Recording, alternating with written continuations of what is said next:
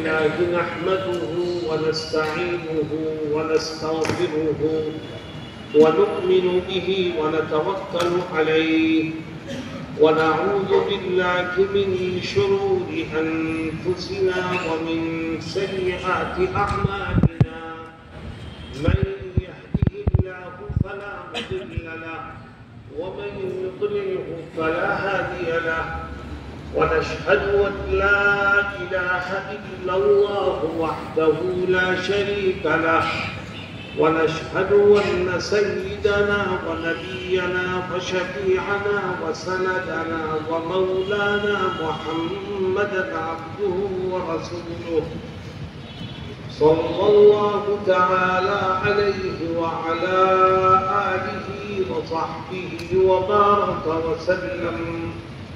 أما بعد، قال النبي صلى الله عليه وسلم: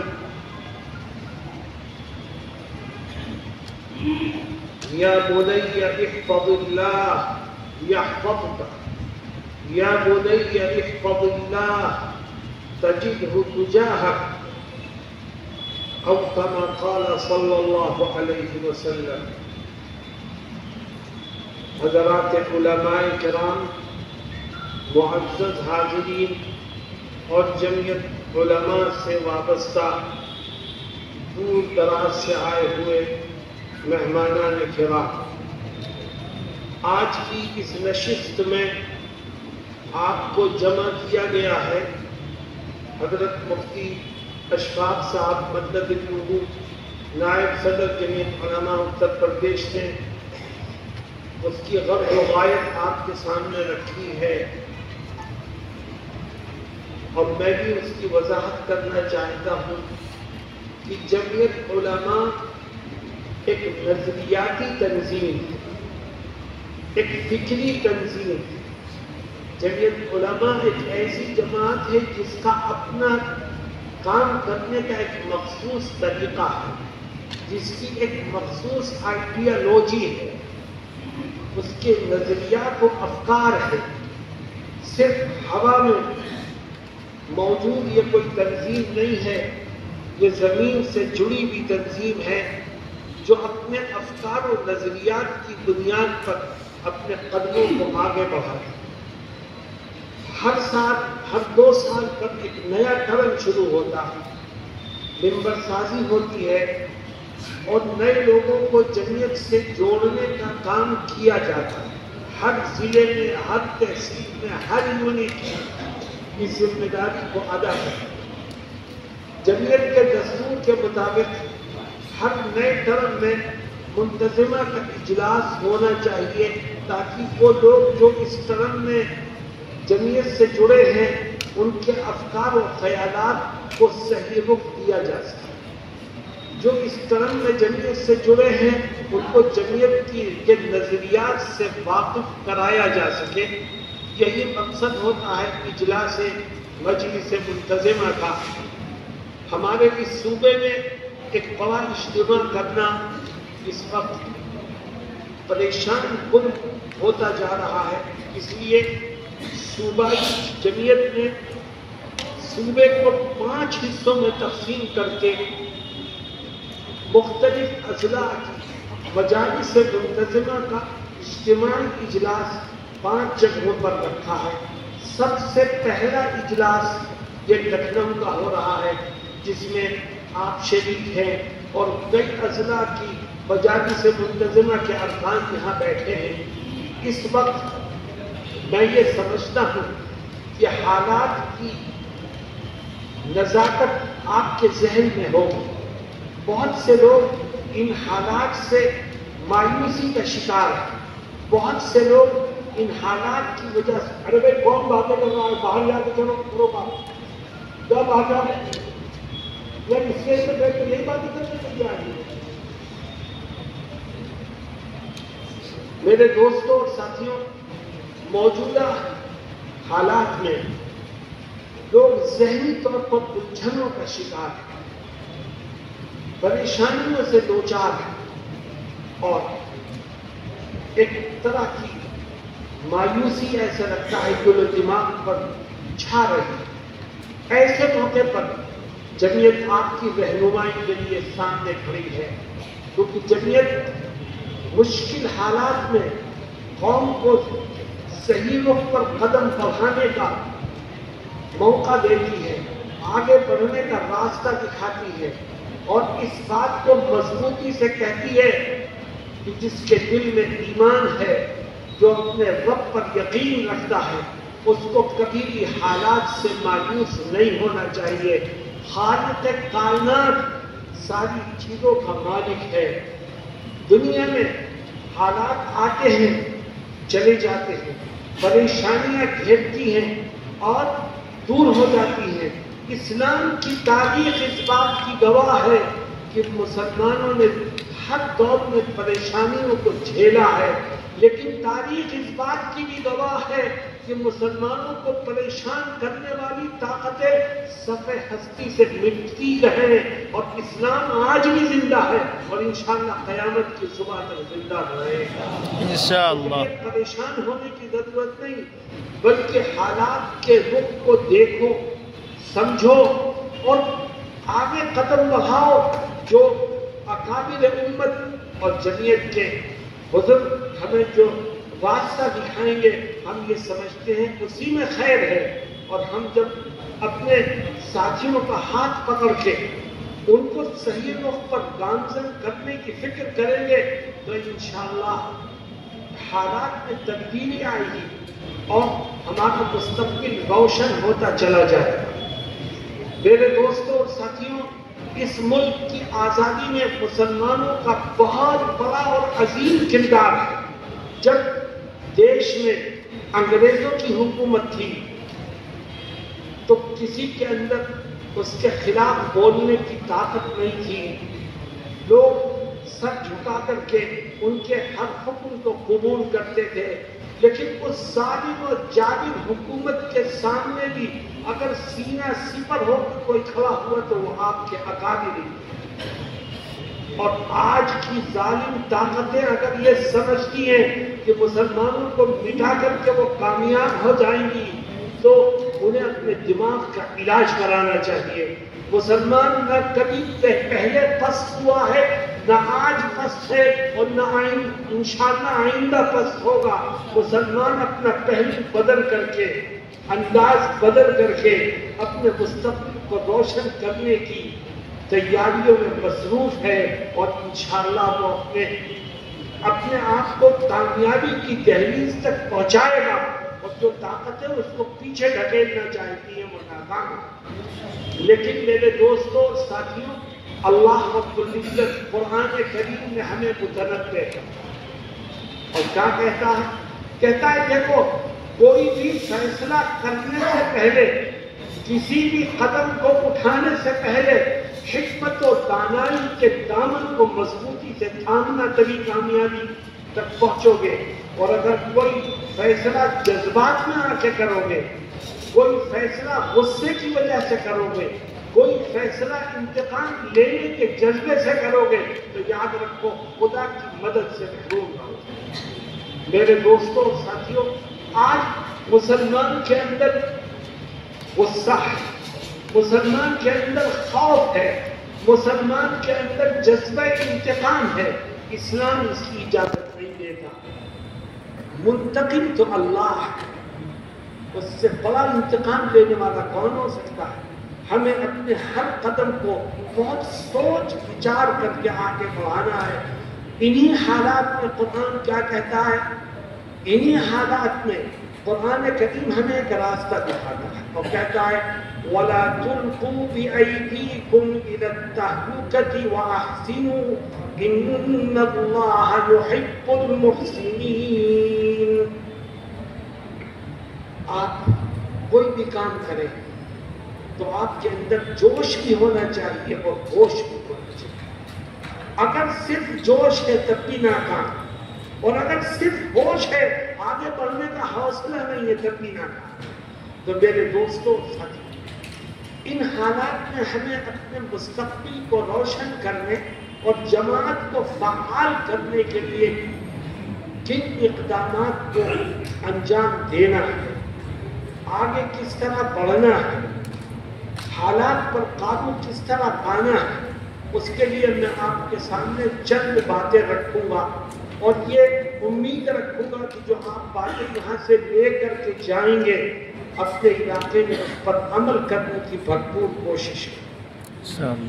دوستوں اور ساتھیوں، اگر موجودہ حالات آپ جمعیت کے کاز کو مضبوط کر کے آگے بڑھنا چاہتے ہو، اپنے اندر فعالیت کو پیدا کرنا چاہتے ہو، ہواؤں کے رخ کو بدلنا چاہتے ہو، تو 7 طرح کے کاموں کو اپنے لیے لازم اور ضروری سمجھیں۔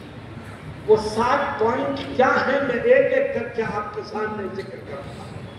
ان 7 پوائنٹ کو یہ سمجھ لیجیے، یہ جمعیت کی آئیڈیالوجی ہے، جمعیت کا نظریہ ہے، جمعیت کی فکر ہے، جمعیت کی سوچ ہے، جس کو آپ اپنے سینے میں محفوظ کر کے میدان عمل میں آگے بڑھیں گے تو کامیابیاں آپ کے قدموں کو چھوئیں گی۔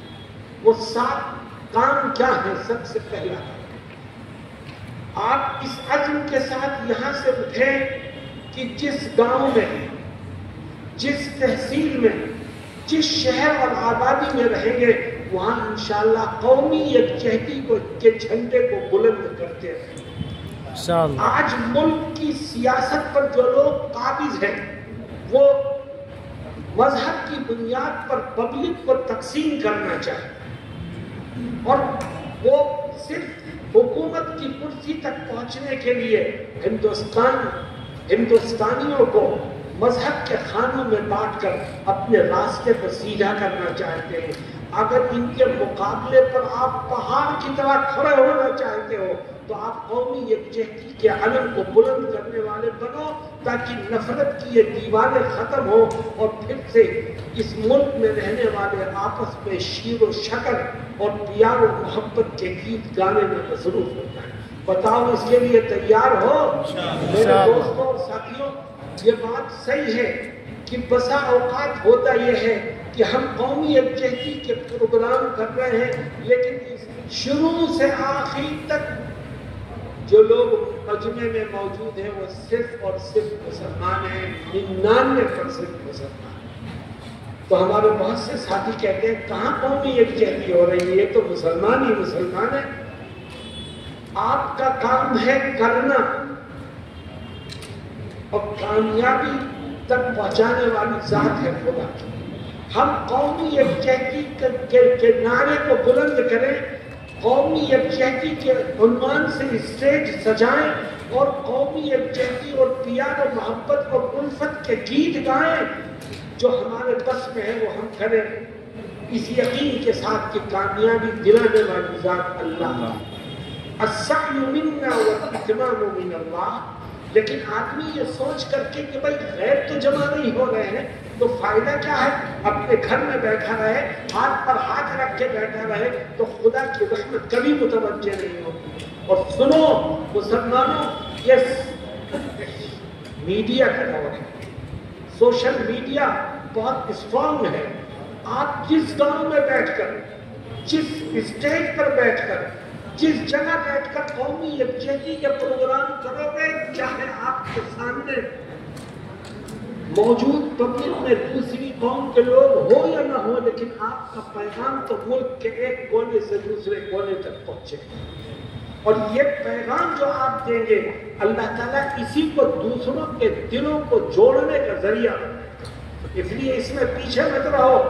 مولانا ارشد مدنی کا یہ پیغام ہے کہ قومی یکجہتی کے عنوان سے جگہ جگہ پروگرام کیجیے، آپ غیروں کو اسٹیج پر بھی لائیے، غیروں کو پنڈال میں بھی بٹھانے کی کوشش کیجیے، اور جو آپ سے ہو سکتا ہے وہ کیجیے، اس یقین کے ساتھ کہ خدا آپ کی اس کوشش کو انشاءاللہ کامیاب کرے گا، کیونکہ خدا کو فساد فی الارض بہت زیادہ ناپسند ہے، اور آپ اس کے بندوں میں اتحاد کو، پیار و محبت کو اور یکجہتی کو پیدا کرنے کی کوشش کریں گے تو اللہ بھی آپ کی مدد فرمائے گا۔ حضرت محمد مصطفیٰ صلی اللہ علیہ وسلم نے سب سے پہلے یہ پیغام دیا، اور کیا فرمایا؟ فرمایا کلکم بنو آدم وآدم من تراب تم مذہب کی بنیاد پر، برادری کی بنیاد پر، زبان کی بنیاد پر، مختلف عصبیت اور اونچ نیچ کی بنیاد پر اختلاف کرتے ہو، حالانکہ تمہارا باپ بھی ایک ہے، تمہاری ماں بھی ایک ہے۔ کلکم بنو آدم، ہندو، مسلمان، سکھ، عیسائی، کالا گورا، ہر ایک آدم کی اولاد۔ یہ دیکھو قومی یکجہتی کا وہ پیغام ہے جو جناب رسول اللہ صلی اللہ علیہ وسلم نے دیا ہے، اور فرمایا وَآدَمُ مِن تُرَابٍ، تم سب آدم کی اولاد ہو، آدم مٹی سے پیدا ہوئے، گویا تمہارا خمیر بھی ایک ہے، تمہارا باپ بھی ایک ہے، پھر اختلاف کے کیا معنی؟ میرے دوستوں اور ساتھیوں، جناب رسول اللہ صلی اللہ علیہ وسلم اسی پیغام کو دیتے ہوئے ایک جگہ فرماتے ہیں ارحموا من فی الارض یرحمکم من فی السماء، روئے زمین پر بسنے والوں کے ساتھ رحم کا، پیار کا، الفت کا، محبت کا برتاؤ کرو تو آسمان میں رہنے والا خدا تمہارے اوپر رحم و کرم کی بارش برسائے گا۔ میرے دوستوں اور ساتھیوں، ہمارے بزرگوں نے ہمیں یہی پیغام دیا، یہی پیغام حضرت شیخ الہند کا تھا، جیسے مولانا عبدالہادی صاحب نے ذکر کیا کہ حضرت کا نام، یہی پیغام شیخ الاسلام کا تھا، یہی پیغام ان کے ساتھیوں کا ہے، یہی پیغام مفتی کفایت اللہ کا تھا، یہی پیغام مولانا فخر الدین صاحب کا تھا، یہی پیغام مجاہد ملت کا تھا، یہی پیغام مولانا اسعد مدنی کا تھا، اور یہی پیغام ہمارے اور آپ کے صدر، موجودہ صدر حضرت مولانا ارشد مدنی کا ہے۔ آؤ ہم اس پیغام کو آگے بڑھانے کی بھرپور کوشش کریں، جو میں کریں گے انشاءاللہ۔ نمبر 2، اگر آپ جمعیت کے نظریے کو عام کرنا چاہتے ہیں اور اس کے قدموں کو مضبوط کرنا چاہتے ہیں تو ایک دوسرا کام بھی آپ کو کرنا ہے، اور وہ یہ ہے کہ جس گاؤں میں رہو، جس شہر میں رہو، جس تحصیل میں رہو، جس صوبے اور آبادی میں رہو، وہاں ہمیشہ جمہوریت کے جھنڈے کو بلند کرتے ہیں، اور یہ کہنا کہ یہ ملک چلے گا تو جمہوریت سے چلے گا، فرقہ پرستی ملک کو لے ڈوبے گی، اور ہم جس طرح سے ہندو فرقہ پرستی کو ملک کے لیے گھن سمجھتے ہیں، اسی طرح ہم مسلم فرقہ پرستی کے بھی خلاف ہیں، اور جمعیت علماء کی تاریخ ہے کہ اس نے مسلم فرقہ پرستی کو بھی کبھی قبول نہیں کیا۔ یہ ملک جمہوری ہے، جمہوریت کی جڑیں جتنی مضبوط ہوں گی، اس ملک میں رہنے والے ہر شخص کو اپنے مذہب پر عمل کرنے کی آزادی اتنی ہی زیادہ حاصل ہو۔ میرے دوستوں اور ساتھیوں، کچھ لوگ ہم سے ایک سوال کرتے ہیں۔ ایک دفعہ ہم نے مراد آباد میں ایک اجلاس کیا اور اس کا عنوان تھا تحفظ جمہوریت۔ اجلاس کل ہونے والا تھا، ایک دن پہلے ایک مولانا صاحب نے مجھے ایک خط لکھا اور ایک لفافے میں رکھ کر کے میرے پاس دے۔ اس خط کو میں نے پڑھا تو اس میں یہ سوال تھا کہ آپ عالم ہیں، مجھ سے کہتے ہو آپ عالم ہیں، اور آپ جو جلسہ کر رہے ہیں اس کا عنوان ہے تحفظ جمہوریت۔ یہ تحفظ جمہوریت کیا چیز ہے؟ آپ عالم ہو، آپ کو تو نظام اسلامی کی بات کرنی چاہیے، آپ تحفظ جمہوریت کی بات کیوں کرتے ہیں؟ میں نے اپنے ساتھیوں سے کہا ان کا یہ خط رکھ دو، کل اجلاس ہے، ہم پہلے اجلاس سے فارغ ہوں پھر اس کا جواب دیں۔ اگلے دن اجلاس تھا، کامیاب اجلاس ہوا، ہم اس سے فارغ ہوئے، تو پھر میں نے ان مولوی صاحب کو بلایا، جوان آدمی، جوان لوگوں میں ہوش زیادہ ہوتا ہے، ہوش کم ہوتا ہے، جوش زیادہ ہوتا ہے۔ میں نے انہیں بلایا، میں نے کہا بھائی تمہارا خط ہے؟ میں نے بھیجی۔ میں نے کہا بات تو تم صحیح کہتے ہو کہ ہمیں اور آپ کو اسلامی نظام کی بات کرنی چاہیے، مگر میں نے ان سے پوچھا کہ اسلامی نظام کو تم لاؤ گے کہاں لاؤ گے؟ ہندوستان میں لاؤ گے؟ اسلامی نظام لانا ہے تو جب پاکستان میں لے کے آؤ، اسلامی نظام لانا ہے جب بنگلہ دیش میں لے کے آؤ، اسلامی نظام لانا ہے تو جب مڈل ایسٹ کی ملکوں میں جا کے لے کے آؤ جہاں 99% مسلمان ہیں۔ یہاں جہاں اکثریت غیروں کی ہے اور مسلمان اقلیت میں ہے، تو یہاں دو نظام حکومت ہو سکتے ہیں۔ نمبر ایک، اکثریت غیروں کی ہے تو اس کو ہندو مذہبی ملک مان لو، اور اس کی کوشش ہوئی تھی پاکستان بننے کے بعد۔ ملک کے ایک طبقے نے یہ کہنا شروع کیا کہ مسلمان اپنا حصہ لے چکے، اب اس ملک کو ہندو مذہبی ملک بنایا جائے، ہندو راشٹر بنایا جائے۔ لیکن اس وقت ہمارے جمعیت کے بزرگ کھڑے ہو گئے اور کہنے لگے کہ اس ملک کی آزادی کے لیے جو قربانیاں ہم نے دی ہیں تم اس کا تصور بھی نہیں کر سکتے۔ آج ملک آزاد ہو گیا ہے اور اس آزاد ملک میں تمہیں ایک آزاد شہری کے طور پر باعزت زندگی گزارنے کا جو موقع ملا ہے وہ ہماری قربانیوں کی وجہ سے ملا ہے، تو یہ ہندو راشٹر نہیں بن سکتا۔ اس وقت ہمارے بزرگ کھڑے ہوئے، انہوں نے کہا اس کو جمہوری ملک بناؤ۔ کیوں؟ یہ جمہوری ملک بنانے کی وجہ اور جمہوریت کی تائید کی وجہ صرف یہ ہے کہ جمہوریت تو در حقیقت ایک پردہ ہے۔ جمہوریت کا مطلب کیا ہے؟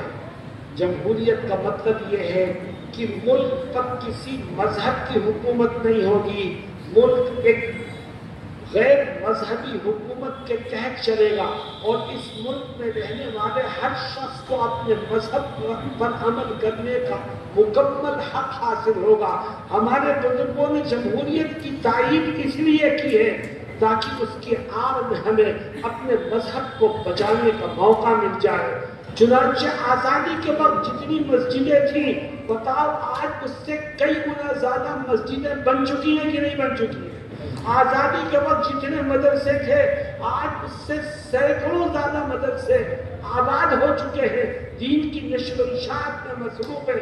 ملک جمہوری ہے، اور آج اس جمہوری ملک کو نقصان پہنچانے کی بعض طاقتیں کوشش کر رہی ہیں۔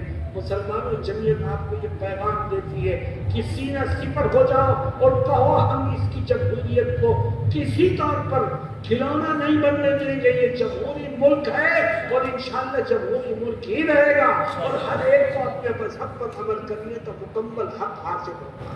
بتاؤ یہ باتیں ہمیں کرنی چاہیے نہیں کرنی چاہیے؟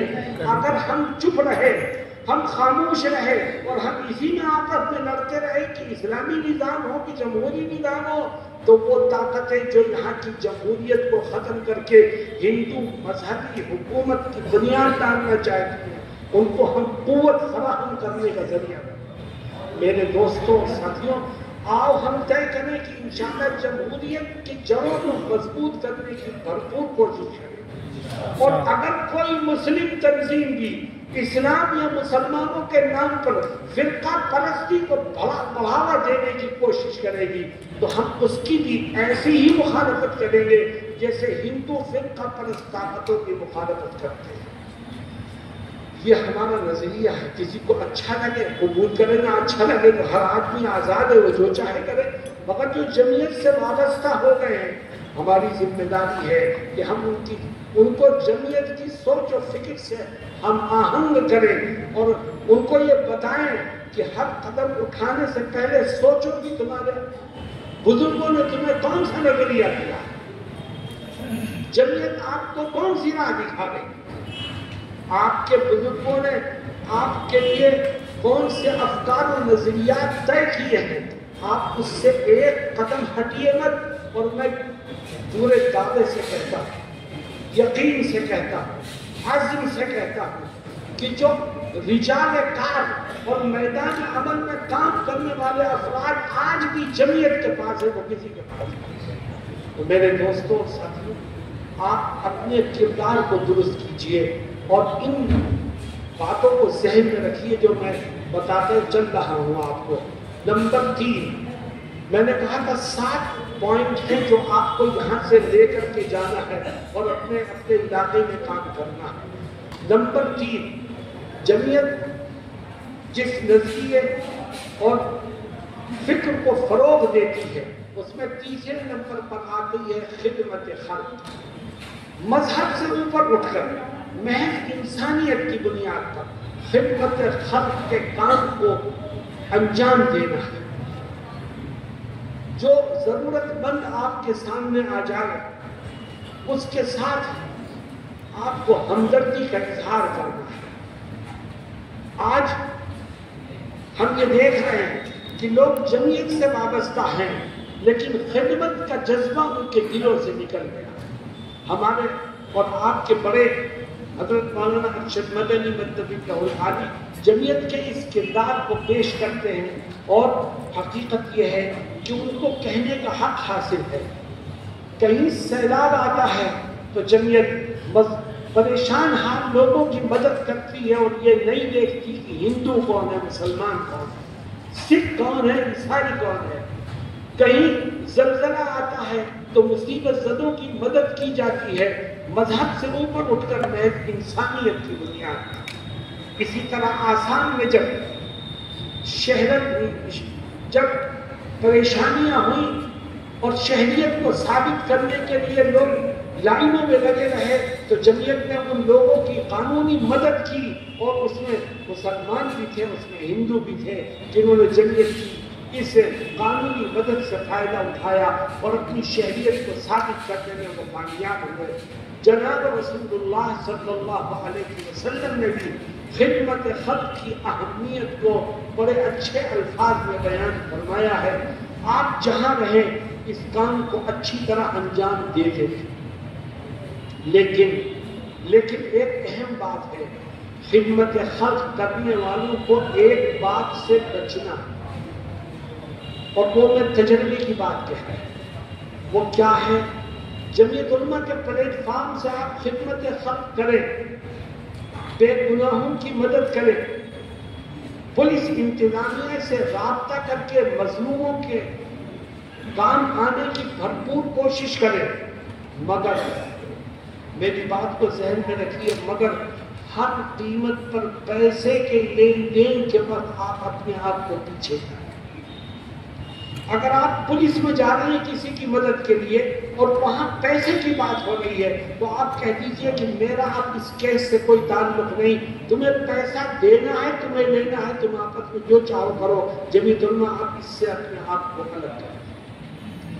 ہر قیمت پر پیسے کے لین دین میں شامل ہونے سے بچیے۔ اگر آپ نہیں بچے اور آپ کے ذہن میں ہے کہ میں تو اس کی مدد کر رہا ہوں، اگر مدد تو کرو مگر اپنا دامن تو بچاؤ، کبھی خود ہی ڈوب گئے تو کیا؟ اگر آپ پیسے کے لین دین میں شریک رہے اور اپنے آپ کو نہیں بچایا تو ہوگا کیا؟ ایسی صورت میں آپ کو مظلوموں کا حامی و ناصر نہیں کہا جائے گا بلکہ پولیس کا دلال کہا جائے گا کہ یہ پیسے لے کے لوگوں کو کام کرتے ہیں، خود بھی پیسے لیتے ہیں، پولیس کو بھی پیسے دلواتے ہیں۔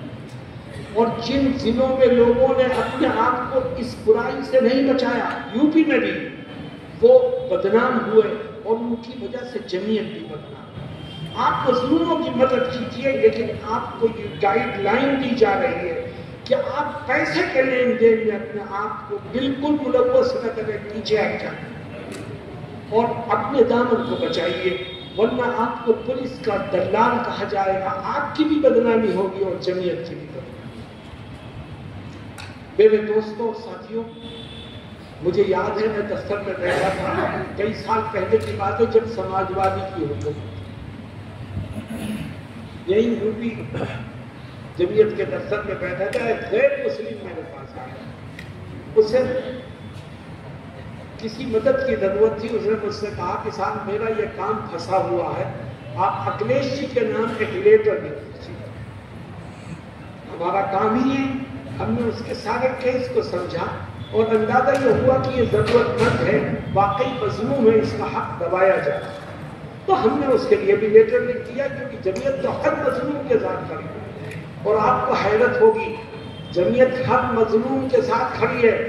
ابھی بریلی میں جو دنگا ہوا اور لوگوں کے اوپر جو آفت آئی، سارا ملک خاموش ہے، پورا یوپی خاموش ہے، پورا بریلی خاموش ہے۔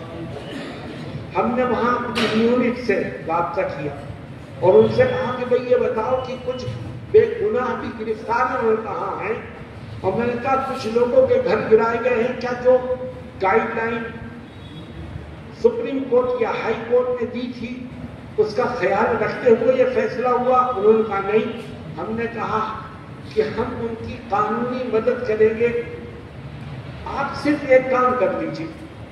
کہنے لگے کیا؟ کہ جو لوگ گرفتار ہیں، یہ جن کے گھر پر اور شادی ہال پر بلڈوزر چلا ہے، ان میں سے کچھ لوگ سامنے آ جائیں، وکالت نامے پر وہ دستخط کر دیں، بقیہ سارا کام جمعیت کے وکلا کریں گے۔ ہاں کبھی ضرورت ہوئی تو ان کو بیان کے لیے بلایا جائے۔ ہم نے یہ کہا، ہماری وہاں یونٹ کے صدر ہیں مفتی محمد میاں صاحب، مفتی صاحب کوشش کرتے رہے، کچھ حاصل نہیں۔ پھر اتفاق سے میرا جانا ہوا، میں اس مسئلے میں نہیں گیا تھا، ایک اور کام سے گیا تھا حکیم خورشید صاحب کے پاس، تو میں نے انہیں فون کر کے بلا لیا، وہ آ گئے۔ میں نے کہا بھائی مفتی صاحب آپ شہر کے کچھ ذمہ داروں کو یہیں بلاؤ حکیم صاحب، کیا میں ان سے بات کرنا چاہتا ہوں۔ انہوں نے کچھ ذمہ داروں کو بلایا، اس میں کچھ وکلا بھی تھے، کچھ سوشل ورکر بھی تھے، آ گئے۔ میں نے ان سے کہا کہ بھئی جو ظلم ہو رہا ہے، اگر آپ یہ سمجھتے ہیں کہ یہ ناانصافی ہے، ظلم ہے، تو پھر اس میں ہماری مدد کیجئے، ہم ان مظلوموں کے کام آنا چاہیں۔ تو وہ جو صاحب سامنے بیٹھے تھے ان میں سے ایک بولے کہ صاحب آپ کو کیا ضرورت ہے ان لوگوں کے حمایت میں اور تعاون کے لیے سامنے آنے کی کیا ضرورت ہے؟ میں نے کہا کیوں؟ کہنے لگے یہ تو وہ لوگ ہیں جنہوں نے ابھی ایک ہفتہ پہلے یہ بیان دیا تھا کہ تمام دیوبندی کافر۔ میں نے کہا ٹھیک ہے، انہوں نے یہ بیان کیا تھا، یہ ان کا عمل ہے، لیکن جب ہم کافروں کی بھی مدد کرتے ہیں، غیر مسلم مظلوموں کے بھی کام آتے ہیں، تو پھر ہم تو انہیں کافر نہیں کہتے۔ جب ہم غیروں کے کام آتے ہیں تو ان کے کام آنے میں کیا حرج ہے؟ انہوں نے ہمیں جو کہا یہ جانے، ان کا خدا جانے، لیکن جمعیت علماء کا کام تو مظلوموں کی مدد کرنا ہے، ان کی مدد کے لیے بھی تیار ہے۔ اب ان لوگوں سے ہم نے کہا کہ بھئی ان میں سے کچھ کے نام ہمیں دو، جن کے گھروں کے جوان گرفتار ہیں، وہ خود آئیں، ان کی عورتیں آئیں، بوڑھی مائیں سامنے آئیں اور وکالت نامے پہ دستخط کریں، بقیہ کام انشاءاللہ جمعیت کے وکلا کریں گے۔ آپ کو حیرت ہوگی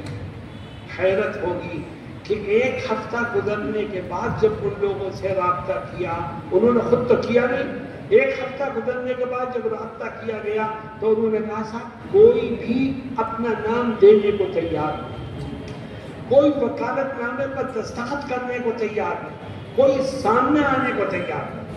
ہم نے پوچھا بھئی اس کی وجہ کیا ہے؟ تو جو وجہ سامنے آئی وہ عجیب و غریب ہے۔ وہ وجہ یہ ہے کہ ان میں آپس میں اتنا اختلاف ہے کہ ایک دوسرے کو قبول کرنے کو تیار نہیں۔ میرے دوستوں اور ساتھیوں، یہ حالت ہے امت کی۔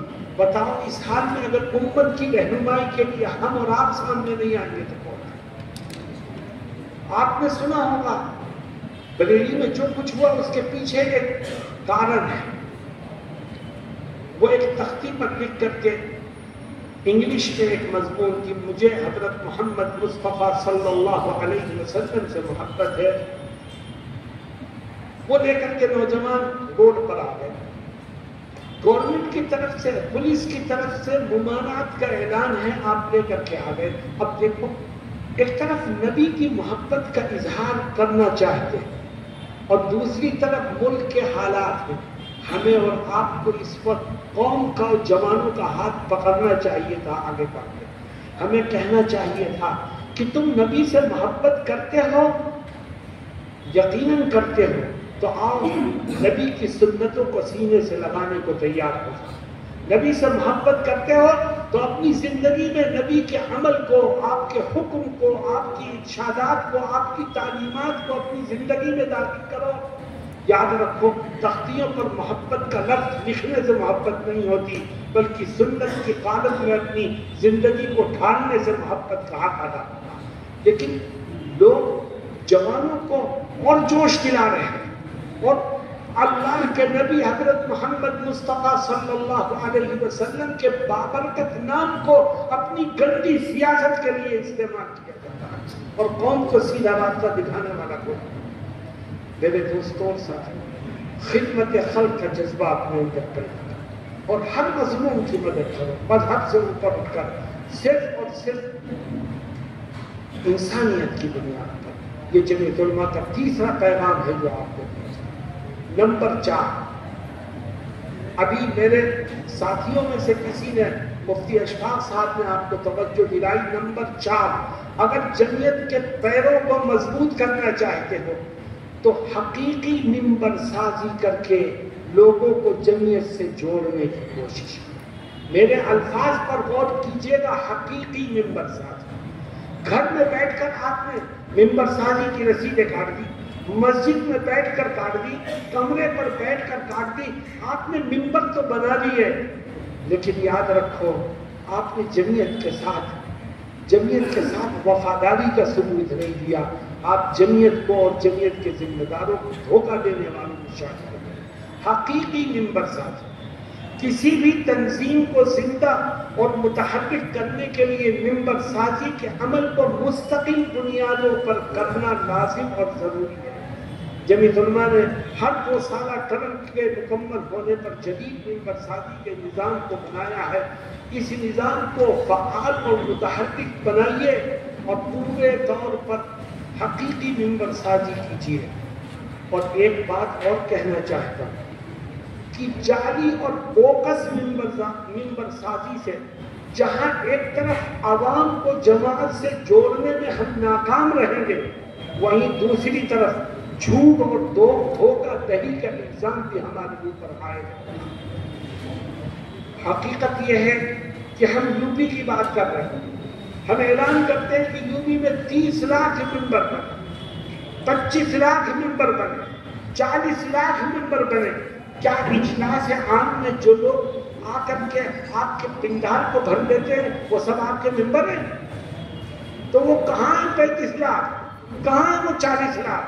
منتظمہ کا اجلاس ہوتا ہے تب تو 3000 سے زیادہ نہیں، مرکزی منتظمہ کا اجلاس ہو تو 5000 سے زیادہ نہیں، وہ کہاں ہیں 35 اور 40 لاکھ؟ میرے دوستوں اور ساتھیوں، ہمارے اکابر یہ کہتے ہیں کہ ممبر سازی میں ممبر کم بناؤ کوئی حرج نہیں، مگر حقیقی ممبر سازی ہونی چاہیے۔ اسی سے جماعت کا پیر مضبوط ہوگا اور اسی سے جماعت کو آگے بڑھنے کا موقع ہوگا۔ اللہ رب العزت کا فضل و کرم ہے کہ آج بھی جمعیت کی آواز میں دم ہے۔ میں ابھی سفر میں ایک جگہ تھا، اور یہ ابھی رات میں گورکھپور کے قصبے میں تھا، مگہر مسلم آبادی کا قصبہ ہے۔ مجھ سے کہنے لگے لوگ کہ ہم نے ممبر سازی عجیب و غریب انداز سے کی۔ میں نے کہا کیسے کی؟ کہنے لگے ہر نماز کے بعد ہم مسجد میں اعلان کرتے جمعیت کی ممبر سازی ہو رہی ہے، اور گیٹ پر ہم کاپی لے کے کھڑے ہو جاتے۔ پہلے مسجد میں 5 منٹ جمعیت کا تعارف کرتے اور گیٹ پر وہ رسید لے کے کھڑے ہو گئے، جو نکل رہا ہے وہ ممبر بن رہا ہے، جو نکل رہا ہے۔ میرے دوستوں، اس سے ہر ایک کے کان تک جمعیت کا نام پہنچا، جمعیت کی خدمت پہنچی، جمعیت کا تعارف پہنچا۔ یہی شکل ہونی چاہیے۔ اللہ ہم سب کو صحیح انداز پر ممبر سازی کرنے کی توفیق عطا فرمائے۔ نمبر 4، نمبر 5، 5واں کام، آپ جو میں 5واں کام کہہ رہا ہوں وہ بھی بہت اہم ہے۔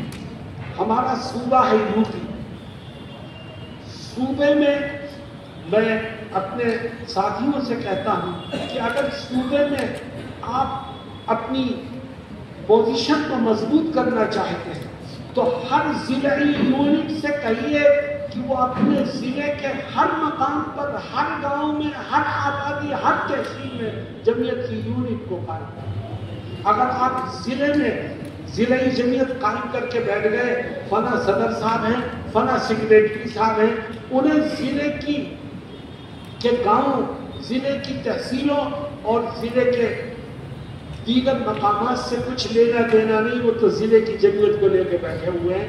تو یاد رکھیے، اس ضلع کی جمعیت سے آپ کے ضلع میں کسی طرح کا کوئی فائدہ اور جمعیت کا کوئی پیغام نہیں پہنچ سکتا۔ میں ضلعی یونٹوں سے یہ درخواست کروں گا کہ اپنے ساتھیوں کو ساتھ لے کر کے وہ ضلع کے ہر آبادی والے علاقے میں پہنچے اور زیادہ سے زیادہ یونٹوں کو قائم کرنے کی بھرپور کوشش کریں، کیونکہ اس کے بغیر جمعیت کے کاج کو مضبوط کرنے میں ہم کامیاب نہیں ہوں گے۔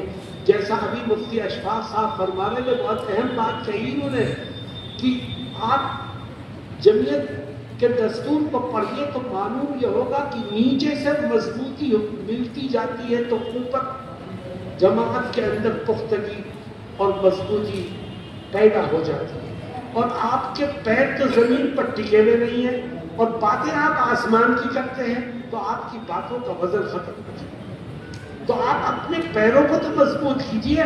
जिले ही यूनिटेड बनी हुई है, वो जिले तक क्यों महदूद हैं? वो जिले के हर गांव में पहुंचे, जिले की हर आबादी में पहुंचे और जिले की हर शहर में अपनी यूनिटों को कायम करके उनको फ़आल और मजबूत बनाने का एहतमाम किया। नंबर 6, दोस्तों और साथियों, छठा काम जो है वो भी बहुत अहम और मैं शिकायतन कहना चाहता हूं, और वो क्या है कि आपने जिले की यूनिट बना ली, आपने अपने शहर की यूनिट बना ली। बहुत से जिलों से और बहुत से शहरों से ये शिकायत आ रही है कि शहरी और जिले यूनिट बन गई है, लेकिन 6-6 महीने गुजर गए, उसकी कोई मीटिंग ही नहीं। आप मीटिंग करने को तैयार नहीं है तो मसाइल को कैसे हल करेंगे? आप मिल बैठने को तैयार नहीं है तो कौम के मुस्तकबिल को रोशन करने में कैसे कामयाब होंगे? इसलिए नंबर 6 पर मैं आपसे ये दरख्वास्त करूंगा कि सूबाई या शहरी जमीयतें जो बनी हुई हैं वो इस बात का अज़्म करें कि हम हर 15 दिन पे या कम से कम हर महीने अपने जिले की एक मीटिंग करें और उसमें पूरे जिले का जायजा दे करके जहां जिस तरह की जरूरत होगी इंशाअल्लाह वहां उस तरह की खिदमत को अंजाम। ये छठा काम है और आखिरी चीज है, ये तरबियती प्रोग्राम है।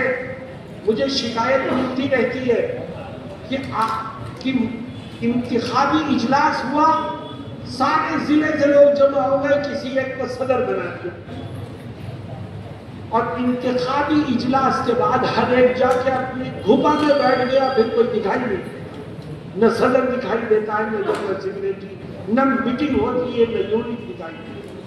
ये जमीयत के जिम्मेदारों का काम नहीं है। आपके साथ 5 लोग जुड़े हैं, आप उनके साथ काम करते रहिए, मीटिंगें करते रहिए, अपने जिले का जायजा लेते रहिए और जिले में ज्यादा से ज्यादा यूनिटें कायम कीजिए ताकि आपका जिला फ़आल और मुतहर्रिक है। और मेरे दोस्तों और साथियों, आखिरी चीज, आप जमीयत से जुड़े हैं, आप जमीयत से जुड़े हैं। जमीयत से आप क्यों जुड़े हैं? किसी सियासी फायदे के लिए? जमीयत से क्यों जुड़े हैं? किसी दुनियावी मंफात के लिए नहीं। आज से तय करो कि जिंदगी के आखिरी सांस तक जमीयत से जुड़ेंगे और महज अपने रब की रजा के लिए खुलूस और बिल्लाहियत से काम करेंगे। हमें न अपनी नाम नमूद चाहिए, हमें न सियासी फायदा उठाना है, हमें न दुनिया के दीगर मुनाफे के असबाब इख्तियार करने हैं। हम तो सिर्फ अपने रब की रज़ा के लिए, कौम, मुल्क और मिल्लत की खिदमत के लिए जुड़े हैं और हम जो कुछ कर रहे हैं हमें इसका सिला, ऐ लोगों, तुमसे नहीं चाहिए, हमें इसका सिला अपने रब से चाहिए। हमारे बुजुर्गों ने जमीयत के लिए कुर्बानियां की, जेलें काटी, अपने बच्चों को यतीम किया, अपनी औरतों को बेवा किया, हर तरह की कठिनाइयों को बर्दाश्त किया और जब मुल्क की आज़ादी के बाद उनको उनकी खिदमत का सिला देने का वक्त आया तो उन्होंने किसी भी तरह का सिला लेने के बजाय इनकार कर दिया और कहा मैंने जो कुछ किया था मैं उसका बदला अपने रब से ही लूंगा। हज़रत शेखुल इस्लाम मौलाना हुसैन अहमद मदनी रहमतुल्लाह ने मुल्क की आज़ादी के बाद अपना ताल्लुक सियासत से अलग कर लिया। देवबंद में रह करके तालीम और ताल्लुम, ज़िक्र और अज़कार और इस्लाह बातिन में मसरूफ़ हो गए। डॉक्टर राजेंद्र प्रसाद जिन्होंने आपके साथ जेलें काटी थी, जो मुल्क के सबसे पहले प्रेसिडेंट ऑफ इंडिया बने, सदर बने, वो देवबंद आते हैं सदर बनने के लिए और हजरत के पास जाते हैं, हजरत के मेहमान खाने में। और जब हजरत के मेहमान खाने में पहुंचे तो डॉक्टर राजेंद्र प्रसाद वहां बैठ गए जहां जूते उतारे जाते। हजरत ने कहा डॉक्टर साहब आगे आइए, कि नहीं हजरत मेरी यही जगह है। حضرت نے کہا نہیں ڈاکٹر صاحب اب تو آپ اس ملک کے صدر ہو گئے، اب تو آپ کی عزت کرنا ہمارا فرض ہے، آپ آگے آئے۔ ڈاکٹر صاحب آگے گئے، حضرت کے پاس پہنچے، کیونکہ جیلیں کاٹی بھی مل کر کے حضرت کی خدمات سے واقف تھے۔ کہنے لگے گورنمنٹ آف انڈیا نے قدم شری کا خطاب آپ کو دینا طے کیا ہے، ہم درخواست کرتے ہیں کہ آپ آئیے۔ ملک کی آزادی میں آپ نے بہت کٹھنائیاں دشواریاں برداشت کی ہیں، آپ اس اعزاز کو قبول فرما لیجیے۔ فرمایا میں نے جو کچھ کیا تھا وہ اپنے رب کی رضا کے لیے کیا، مجھے تم سے کوئی بدلہ نہیں چاہیے۔ لا اسألکم علیہ من اجر ان اجری الا علی رب العالمین۔ تو میرے دوستوں اور ساتھیوں، یہ ہے جمعیت۔ آپ یہاں آئے ہیں، یہ 7 امور میں نے آپ کے سامنے پیش کی، یا آپ کے دل و دماغ میں بیٹھنی چاہیے، اور آپ اپنی جگہ جا کر کے ان کو بار بار پڑھیے، وہاں دیوار پر چپکائیے جہاں ہر وقت آپ کی نظر ان پر پڑتی ہو، اور آپ کا صبح شام ان کاموں کو انجام دیتے ہوئے گزرے تو انشاءاللہ جماعت بھی مضبوط ہوگی، اور اللہ رب العزت آپ کے ذریعے جمعیت کو نفع پہنچائے گا۔ اللہ ہم سب کو کہنے اور سننے سے زیادہ عمل کی توفیق سے نوازے۔ میں ایک بات اور کہنا چاہتا ہوں، اس وقت جو حالات ہیں اس میں اوقاف کا مسئلہ ہے، SIR کا مسئلہ ہے، مدارس کے تحفظ کا مسئلہ ہے، اور الحمدللہ جمعیت علماء اتر پردیش ان مسائل میں سے کسی مسئلے کی طرف سے غافل نہیں۔ مدارس کے تحفظ کے لیے جمعیت نے جو کوششیں کی وہ بھی آپ کے سامنے آئیں گی۔ وقف املاک کے لیے جو ہمیں کرنا ہے وہ بھی آپ کو بتایا جائے گا، اور SIR کے سلسلے میں جو اہم چیزیں ہیں جن کو خیال رکھ کر کے آپ کو اپنے علاقے میں لوگوں کی مدد کرنی ہے وہ بھی آپ کو سمجھائی جائے گی، کیونکہ جمعیت صرف مستقبل اور ماضی کی بات ہی نہیں کرتی، وہ حال میں بھی قدم بڑھانے کی صحیح طور پر آپ کو راہ دکھاتی ہے۔ میں درخواست کروں گا مفتی اشفاق صاحب سے کہ اب پروگرام کو آگے بڑھائیے، اور ان تینوں مسائل کی واضح بات کارکنان کے سامنے آنی چاہیے۔ وآخر دعوانا ان الحمد للہ۔